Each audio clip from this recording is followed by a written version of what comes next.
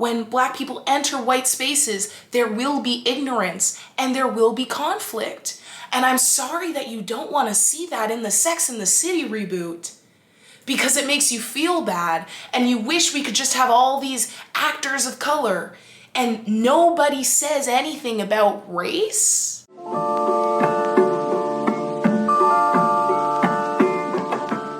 Hello, beautiful people, and welcome back to another episode of Mixed Feelings. I'm your host, Kira Bria, and today I wanted to talk about Just Like That, the Sex and the City revival, because, you know, everyone's talking about it right now. I just started watching it, but what's interesting is I actually started watching it after I heard a few reviews about it. I am actually going to be talking a lot about what it means for society, the fact that white women are really mad. White women are really upset with this show. First of all, disclaimer, I haven't finished watching the 3 episodes that are out right now. Right now, there's 3 episodes out.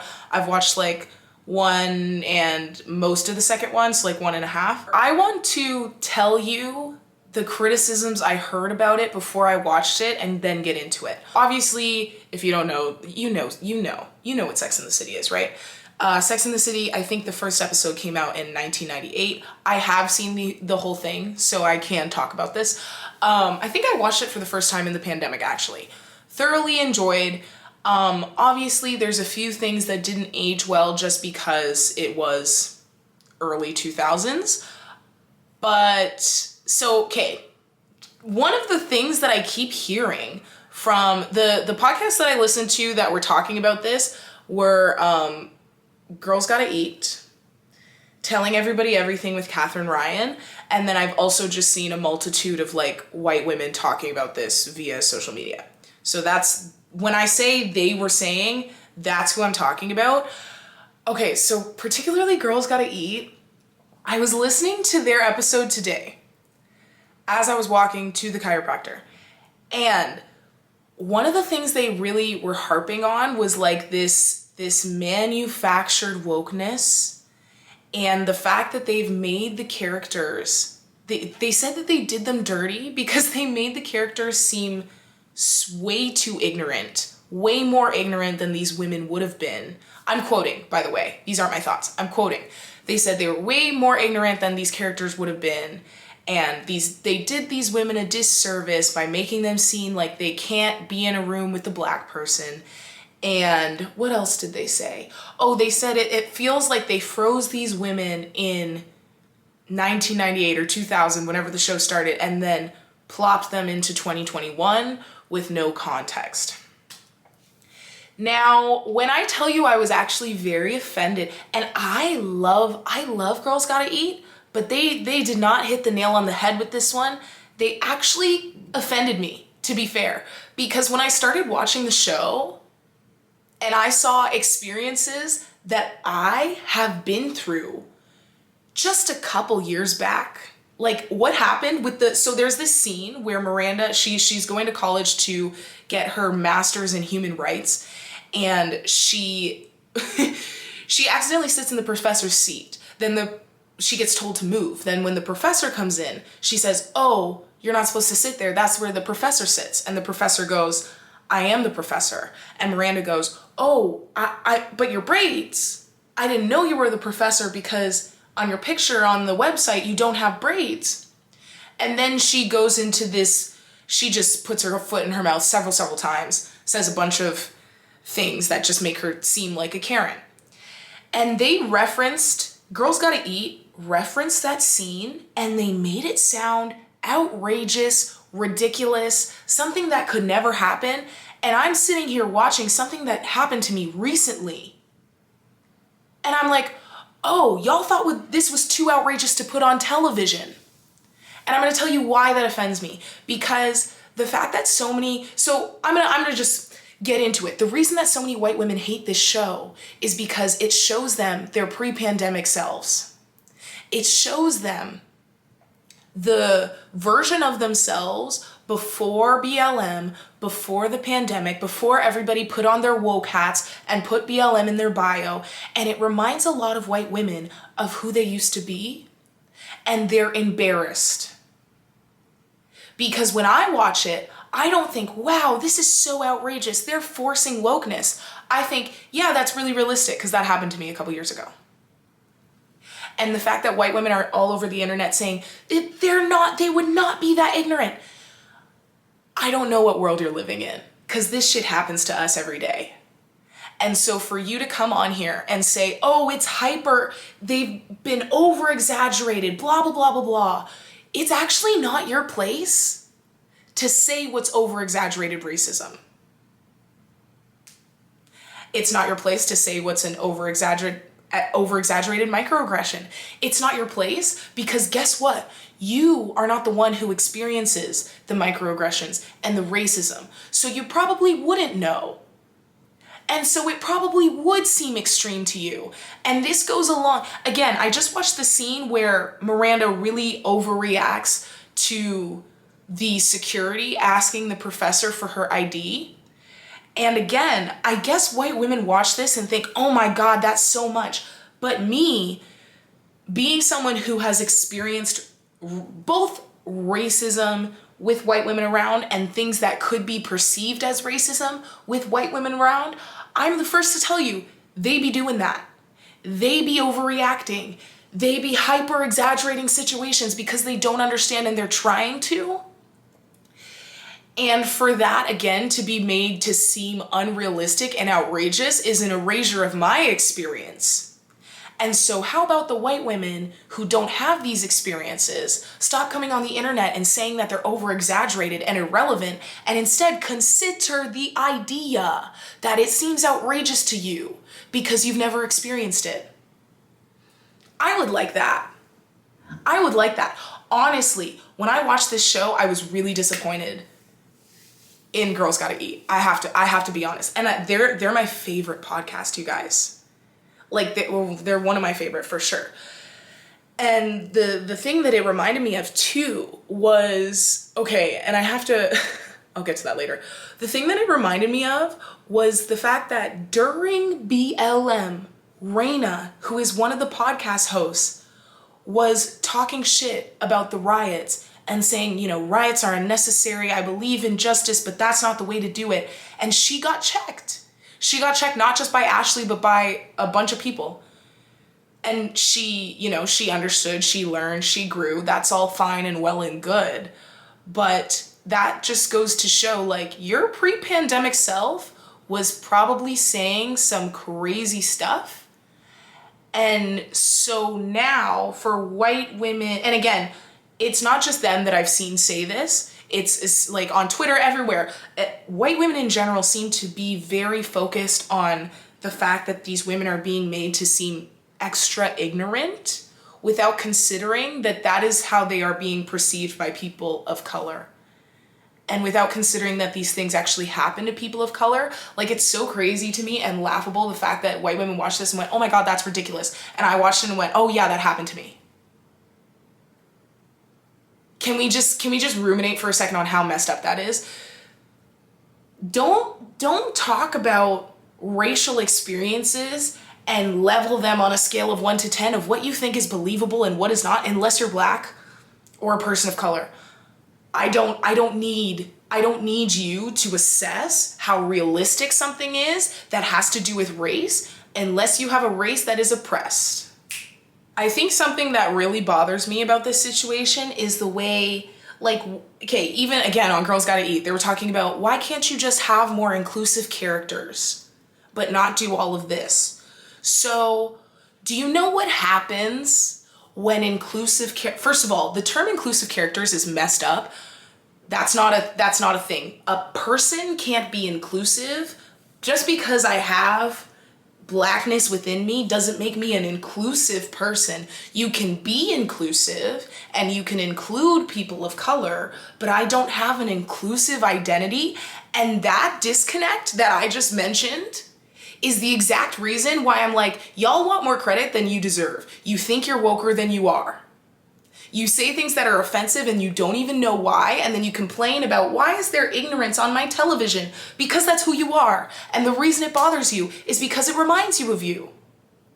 And the fact that, okay, back to my point, when you include other identities, within a sea of white people, there will be conflict. I'm confused why white women think we're just gonna have inclusive characters, meaning BIPOC identities on the television, and there would be no conflict surrounding that. Do you know what that would be? That would be bad television, because that would be a lie. That would be a lie. When Black people enter white spaces, there will be ignorance and there will be conflict. And I'm sorry that you don't want to see that in the Sex and the City reboot, because it makes you feel bad and you wish we could just have all these actors of color and nobody says anything about race. You know what that's called? That's called Bridgerton. That's called colorblind casting. That's not 2021. Even though I know people like to think 2021 is we include everybody and there's no problems. As a person who has an inclusive identity, I experience problems often. So it's strange to me how much white women desire it's very funny because they're calling out the aesthetics of wokeness, but what white women really desire is having the aesthetics of wokeness without doing any of the work and not dealing with any of the conflict, not having to see it, not having to be reminded of it or embarrassed by it. And when you see it, you say it's outrageous because you haven't experienced it and you have no idea how ignorant all of that is. And this is why it's on the screen. This is why these white women, when they aged in this storyline, they would behave that. I really do think that they would. I know everybody's saying, oh, that's so out of her character, blah, blah, blah. What part is out of the character? What part? I see white women do this all of the time. I see white women say inappropriate things about Black hair and not understanding how hair works.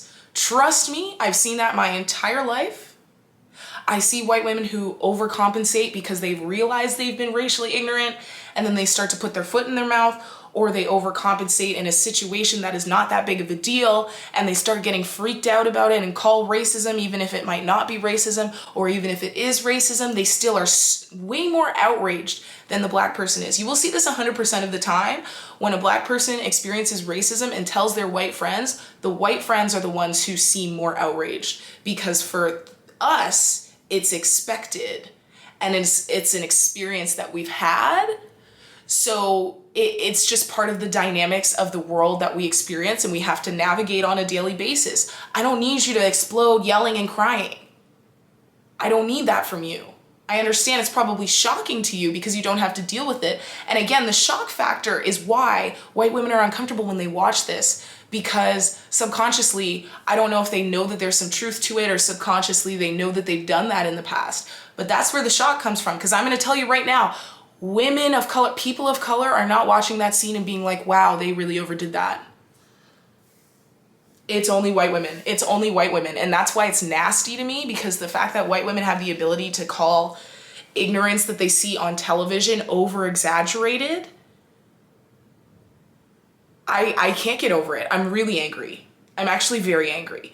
Especially because this is a podcast that I listen to all the time and I love, and it's like, it is not your place to tell me that some situation is over exaggerated. Like, it simply is not your place.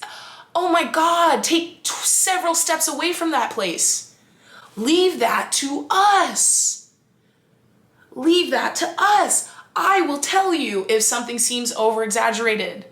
I think that the problem is also like, I understand if you are a woman who like grew up with this series, you feel like super attached to the characters and you feel like you have a narrative in their head of like how they're gonna be because you identify with them. And so when they're portrayed as like somebody who's not perfect and says things that are not good to say, or doesn't behave in like an ideal way or like a sexy way, I think people get turned off by it because I mean, what I want people to remember is like when Sex and the City was first made, it was a very different time for television.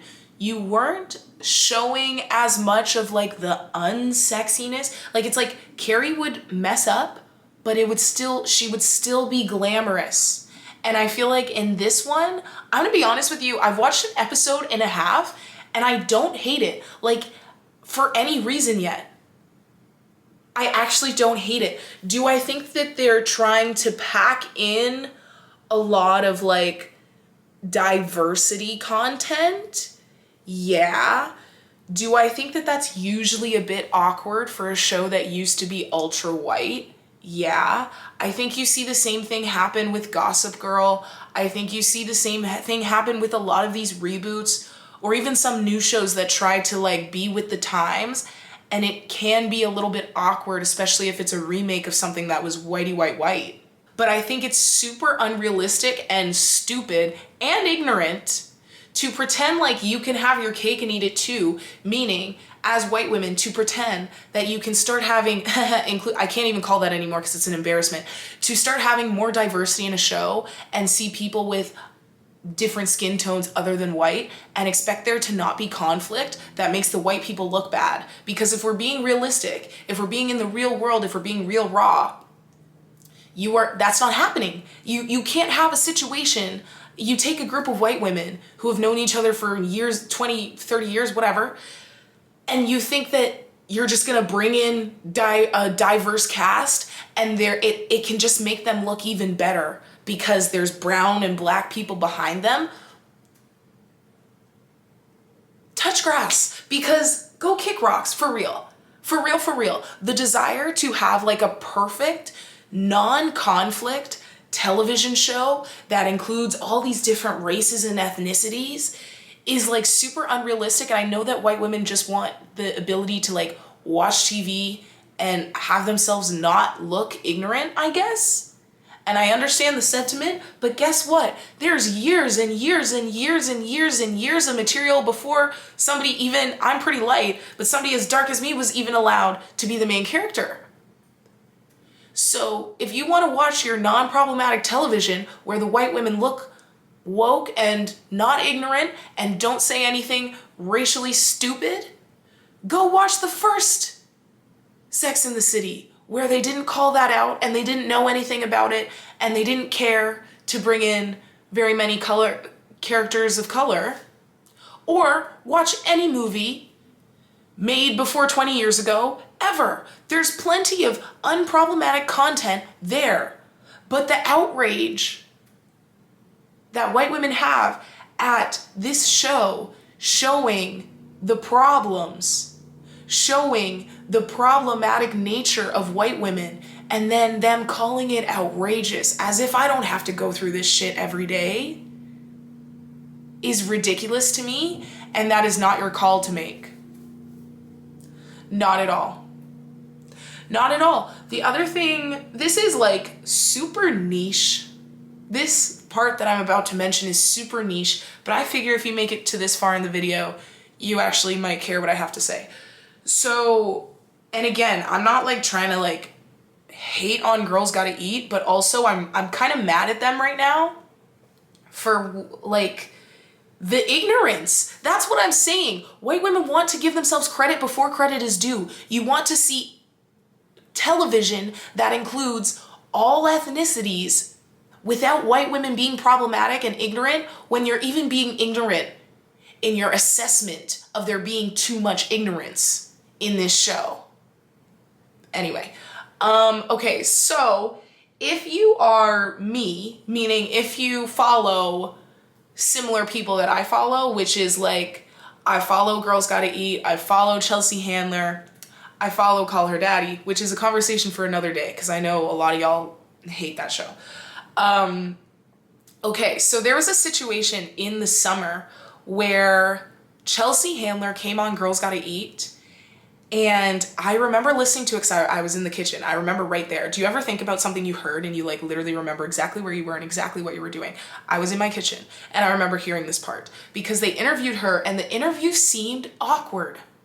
It seemed awkward the whole time, and I remember listening to it and being like, am I like reaching to feel like this is kind of awkward, or is it awkward? You know what I mean?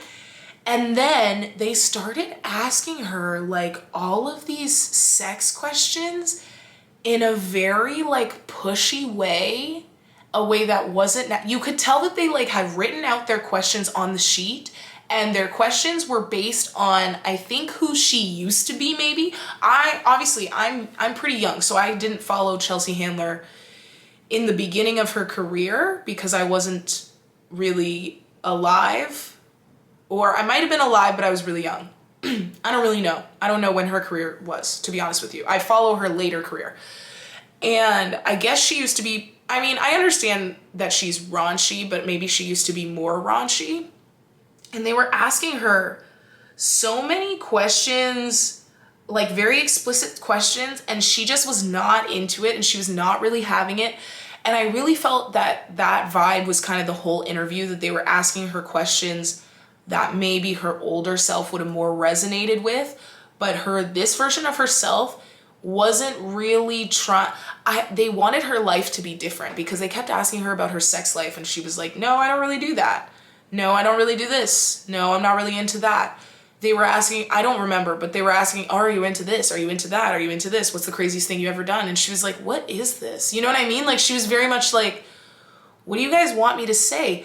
And me as the listener, I caught on to that. So I was confused how, as a host, you wouldn't A, catch on to that while it's happening, or B, catch on to it while you listen back, right? Then, so obviously at the end of the episode, they plug her.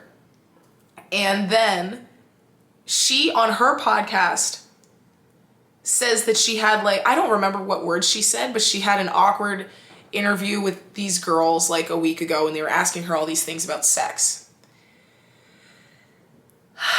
And then Girls Gotta Eat, like on their next episode, said how they're a sex positive podcast, so it's weird for Chelsea Handler to be slut shamey. And I listened to that and I was like, y'all really aren't taking it there, right? You're not acting like she's slut shaming you after you pressed and pressed and pressed her on super explicit questions that she very clearly didn't want to answer and was a little bit uncomfortable with, and you just kept it pushing because you had an image of her and who she was, and you didn't like that the woman sitting in front of you was not who you thought she was gonna be. Y'all were in the wrong, and now you're trying to play victim. Oh, she's slut shaming us. Can we get like a little bit of a grip? Just like a little bit? And then it was funny because she went on Call Her Daddy like a week or two later or something, or a couple weeks later. And man, this is why, like, I know a lot of people hate Alex Cooper, and there are, like, there's valid criticisms to her for sure. But she's a good interviewer, because when you listen to that interview, you're like, okay, that is much better. That feels like how it should have gone, because she's taking the person as they are in front of them and just going off of them. She's not as much going off of a script. The reason I bring this up is because in the Girls Gotta Eat episode talking about Just Like That, they were talking about Carrie when she doesn't want to talk about, can I say that on here? I guess so. She has like a podcast, or she's on this podcast with this non-binary gender fluid person, and they're asking her if she, am I allowed to say that on YouTube? I don't really know. And she says no. No, she doesn't say no. She doesn't answer. She gets like really awkward. And Girls Gotta Eat was talking about how she was just like Chelsea Handler for like making a career about sex and then not wanting to talk about it.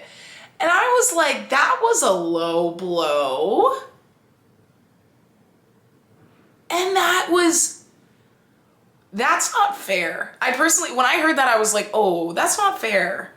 That's not fair. You can't ambush someone on their sexuality, the sexuality they used to have when they were 25, when they're 55, and be confused when they're not like super on the same page as you. I don't know if Chelsea Handler is actually 55. I think she's somewhere around there though. But I don't know. I didn't like that. And also, when I saw that scene with Carrie, again, me watching it, I'm like, that's realistic too. Because yeah, her career was like sexy, but it wasn't sexually explicit. And it made sense to me that she would get uncomfortable by a question like that. And again, it's the youth and the new and fresh and the diversity, whatever you want to call it, that people desire with that character who's the owner of the podcast. If you put them in a room with someone like Carrie, they are going to bump heads. They're going to bump heads because they're very different people. And that's probably going to be part of Carrie's growth and progression as a human being, is becoming more comfortable with these things. Why are women so opposed to seeing these characters be not their best selves? Like, what do you think's gonna happen? This is television. This is television in 2021, which means like people aren't just gonna like watch it because they're not just gonna watch these white women be unrealistically perfect in situations with people of color and people who don't identify as male or female. Like, it would be weird if it was just a super diverse cast and these white women there were no problems. It would be weird because it would be unrealistic. And that's why I'm saying, if you're a white woman, it is not at all your place to say that something looks like it's over-exaggerated ignorance, because to us, it's very accurate. And if you desire television, it would be colorblind casting, what these women want. If you desire television that has a diverse cast with a white cast and there's no problems, you would actually be erasing our experience, and you actually don't deserve that until the world looks like that. Until in the world, people of color can enter white spaces and there will be no conflict and white women won't sound ignorant and say really ignorant stuff. Until that's the world we live in, why do you think you get to see it on TV just so that you feel better about yourself? You don't. You don't. That's all I have to say. That is it for today's video. Thank you so much for watching. Don't forget to like and subscribe. Follow me on Instagram at Kira Bria. Subscribe to my Patreon. I'll link it down below. And I will see you next time. Bye.